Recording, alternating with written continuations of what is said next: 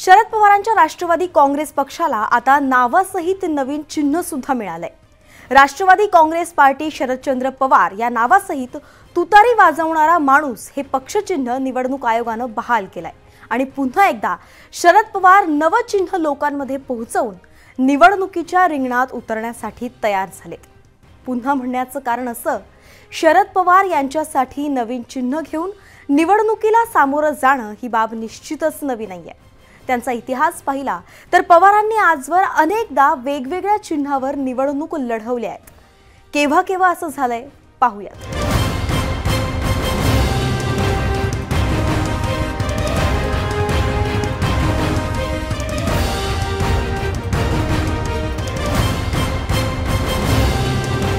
शरद पवार जेव्हा पहिल्यांदा राजकारणात आले होते तेव्हा त्यांनी बैलजोडी या चिन्हावरती निवडणूक लढवली होती।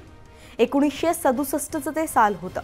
काँग्रेसच्या तिकिटावर बारामती विधानसभा मतदारसंघातून शरद पवारांनी ती निवडणूक लढवली होती। त्यानंतर काँग्रेसचं निवडणूक चिन्ह बदललं गेलं। निवडणूक आयोगाकडून काँग्रेसला गाय वासरू हे चिन्ह दिलं गेलं आणि त्यामुळेच पवारांनी दुसरी विधानसभा निवडणूक गाय वासरू या चिन्हावर लढवली। 1972 आणि 1978च्या दोन्ही निवडणुका पवारांनी गाय वासरू याच चिन्हावर लढवल्या। तिसऱ्या वेळी शरद पवार चरखा हे पक्षचिन्ह घेऊन लोकांसमोर उपस्थित झाले होते।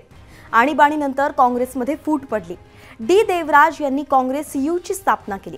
यशवंतराव चव्हाण, शरद पवारांचा पाठिंबा मिळाला। या पक्षाला चरखा हे चिन्ह मिळालं होतं। त्यामुळेच 1980 आणि 1985च्या निवडणुका शरद पवार चरखा चिन्हावर लढले आणि जिंकले सुद्धा। पुढे शरद पवार या पक्षाचे अध्यक्ष झाले, ज्याचं नाव काँग्रेस एस म्हणजे सोशलिस्ट असं केलं गेलं। 1986ला मात्र शरद पवार पुन्हा काँग्रेसमध्ये आले आणि हाताचा पंजा या निवडणूक चिन्हाचा त्यांनी अवलंब केला।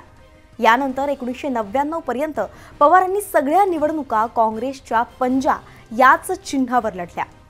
1999 मध्ये पवारांनी काँग्रेसची फारकत घेतली आणि त्यांनी आपला स्वतंत्र पक्ष स्थापन केला।